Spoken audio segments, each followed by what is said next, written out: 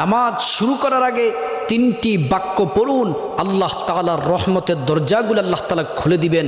ওই সময় আপনি আল্লাহর কাছে যা চাইবেন আল্লাহ রাব্বুল আলামিন কিন্তু তাই দিবেন। আপনার মনের সকল আশাগুলা আল্লাহ তাআলা পূরণ করে দিবেন। আল্লাহর পেয়ারা হাবিব সাল্লাল্লাহু আলাইহি ওয়াসাল্লাম নামাজের ইমামতির জন্য সামনে গেলেন, কিন্তু পিছন দিক থেকে একজন সাহাবী উচ্চ সুরে বাক্যগুলা বলতেছেন। আর আল্লাহ রাসূল নামাজ শেষ করার পরে জিজ্ঞেস করলেন, কে এই বাক্যগুলা পড়েছ? ওই সাহাবী হাত তুললেন।